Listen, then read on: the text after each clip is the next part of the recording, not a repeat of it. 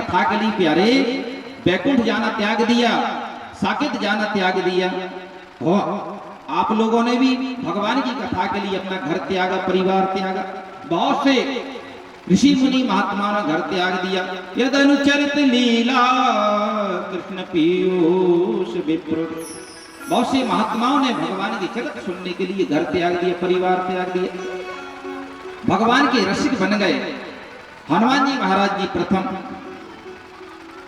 हनुमान जी महाराज जी भगवान के बहुत बड़े भक्त, लेकिन हनुमान जी अपने आप को बहुत छोटा कहते, मैं तो कुछ भी नहीं, मैं तो कुछ भी नहीं, बहुत छोटा हूं। एक दिन की बात, नारद जी आ गए।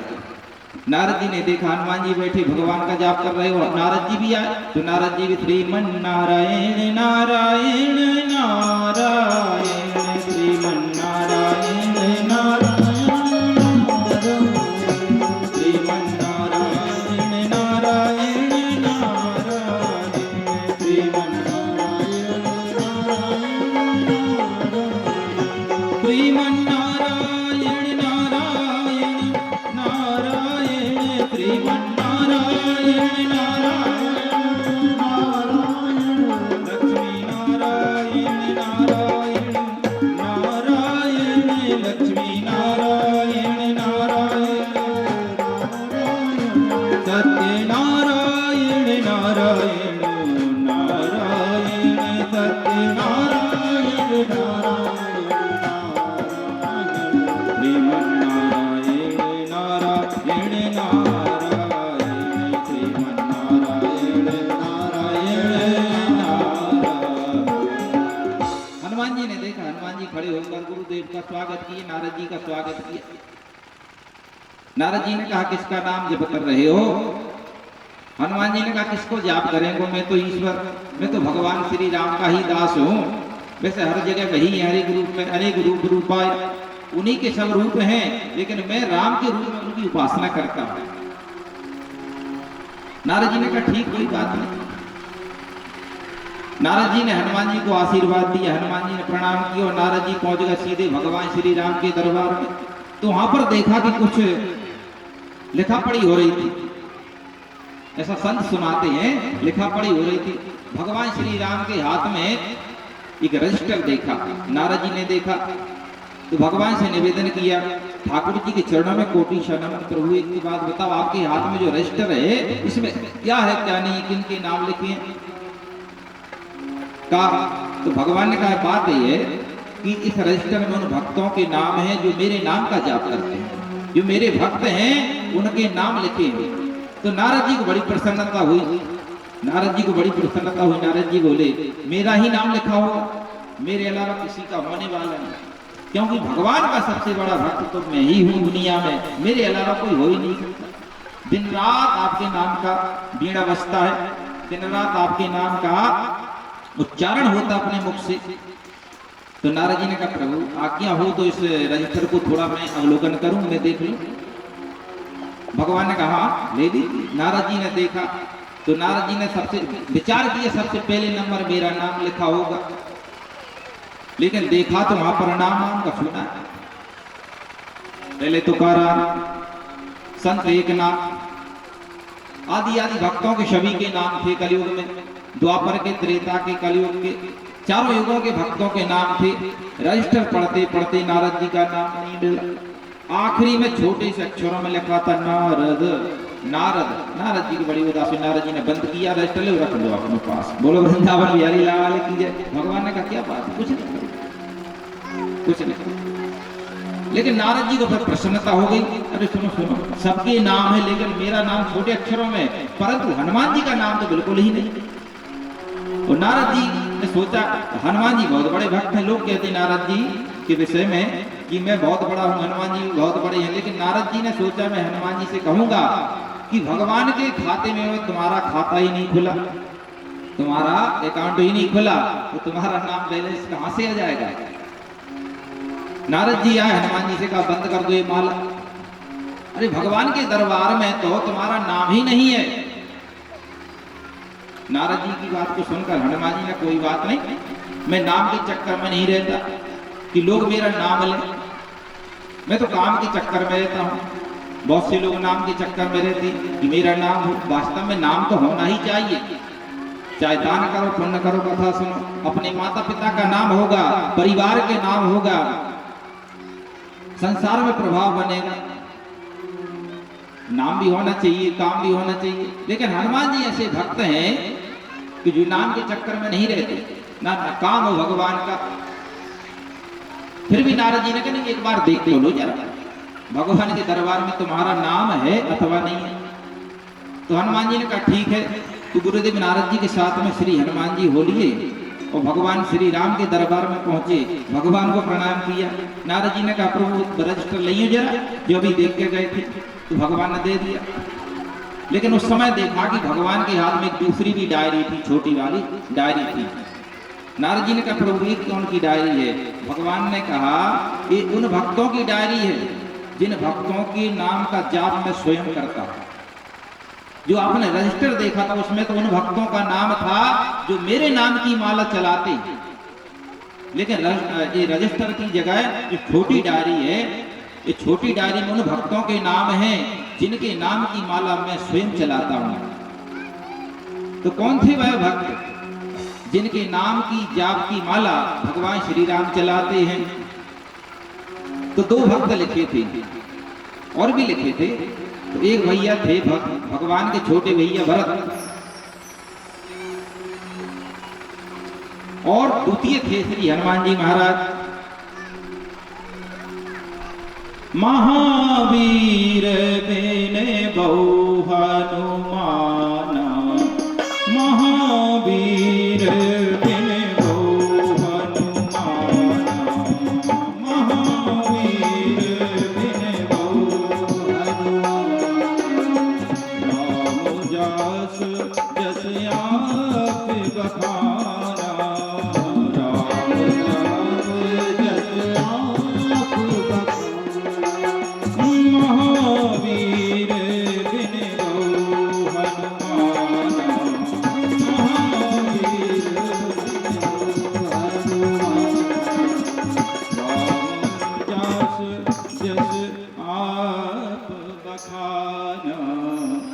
महावीर भगवान श्री राम ने स्वयं हनुमान जी महाराज के नाम की जाप की माला चलाई, भैया भरत के नाम की जाप की माला चलाई।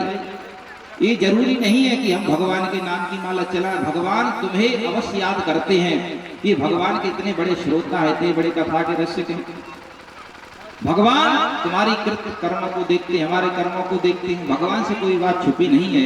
हनुमान जी तो हनुमान जी हैं, हनुमान जी के समान कौन हो सकता है जिन्होंने भगवान की सेवा करने के लिए सब कुछ त्यागा, आजीवन नैष्ठिक ब्रह्मचारी हैं।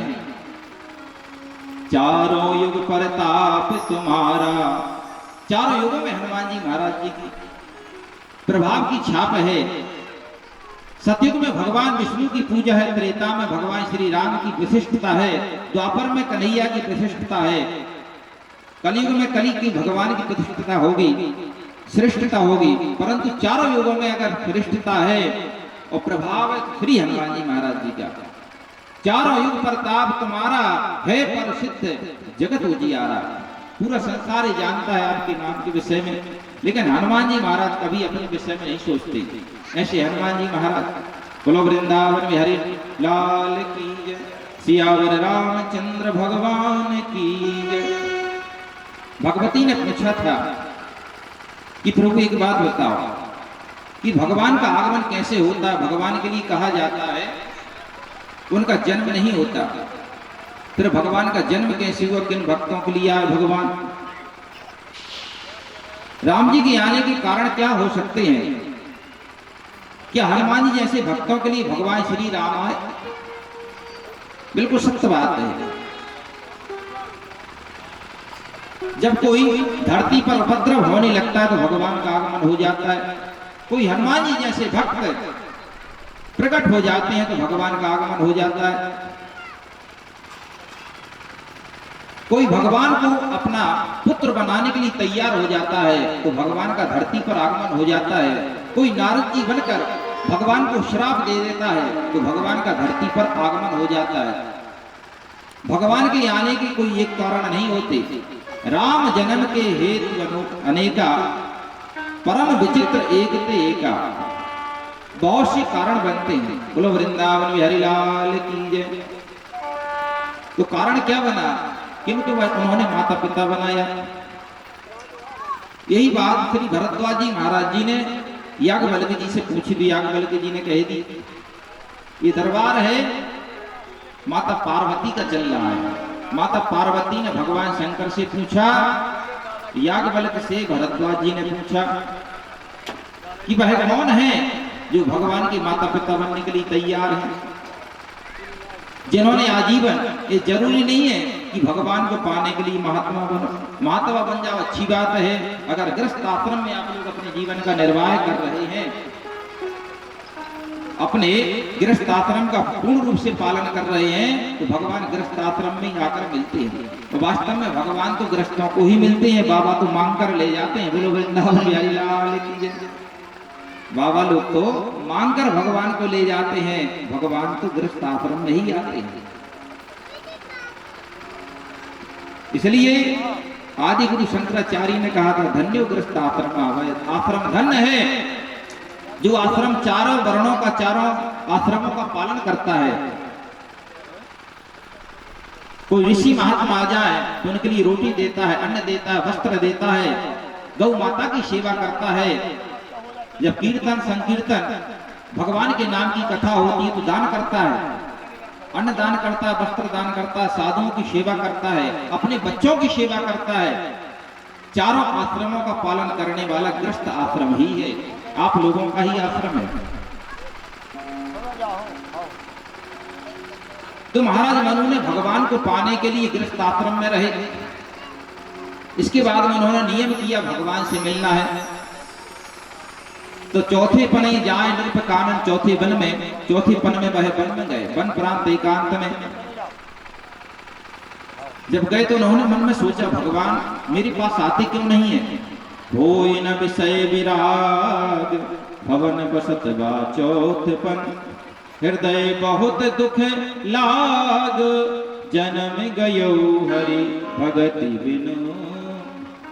मेरा जन्म भगवान की भक्ति के बिना चला गया, अभी तक विषयों से विराग क्यों नहीं हुआ? कारण ये था कि मेरा मन, जो मन था वह संसार में लगा रहा, मन भगवान के चरणों तक नहीं पहुंचा, इसलिए मेरा मन भगवान से दूर रहा, इसलिए भगवान के चरणों से दूर रहा। क्योंकि संसार में रहते रहते किसी को वैराग नहीं होता। विषय तो अग्नि के समान है, विषयों के लिए जितना घी डालोगे तो वह अग्नि भड़के ही। होय न विषय विराग, विषयों से कभी किसी को विराग हुआ ही नहीं। बोलो वृंदावन बिहारी लाल की। अग्नि में घी डालोगे तो क्या अग्नि कम होगी? बढ़ेगी। इसलिए अच्छी बात है घी डालना ही बंद कर दें, ईंधन देना ही बंद कर दें। बोलो वृंदावन बिहारी लाल की जय। अपने आप शांत हो जाएगा। होय न विषय विराग भवन बसत बा चौथपन, हृदय बहुत दुख लाग जन्म गयो हरि भगति बिनु। मेरा जन्म भगवान की भक्ति के बिना चला गया। धिक्कार है मुझे, मनुष्य तन पाने के बाद में मैंने भगवान का भजन नहीं किया, भगवान की कथा नहीं सुनी, भगवान के लिए कोई अच्छा कर्म नहीं किया। हृदय बहुत दुख लाग, थोड़ा मोड़ा नहीं बहुत दुख आया। जन्म गयो हरि भगति बिनु। आए थे हरि भजन को ओटन लगे कपास। भगवान का भजन करने के लिए शरीर मिला था, लेकिन शरीर संसार में आकर धन की उपासना करते करते, इधर उधर की उपासना करते करते समय पूरा हो गया। ये शरीर भैया उतने ही दिन को मिला, चाहे हम इसके लिए कैसे उपयोग करें। बिल्कुल श्वास गिनी चुनी है। बोलो वृंदावन बिहारी लाल की जय। ज्यादा बिल्कुल नहीं है, इनको कैसे हमें उपयोग करना है ये कथा सिखाती है। बोलो वृंदावन बिहारी लाल की जय। महाराज मनु के मन में ही विचार आया कि नहीं घर को त्याग दें, और त्याग करने के लिए चले। एक संत भी में लगा हमारे लिए। मैंने कहा जा रहे हैं महाराज जी?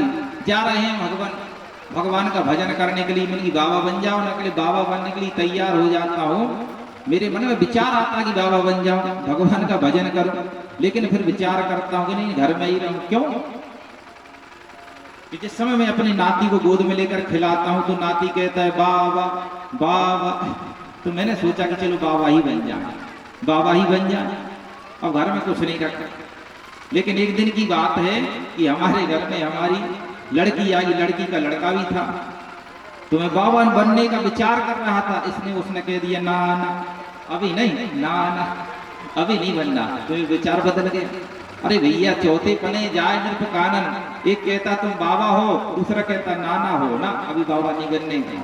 अब तुम्हें क्या करना है, चौथे पने जाए नृप कानन। महाराज मनु ने कहा था, आदि मानव आदि पुरुष, इस भारत देश के आदि मानव जिन्होंने धर्म शास्त्र लिखा, जिन्होंने मनुस्मृति लिखी, हमारे भारत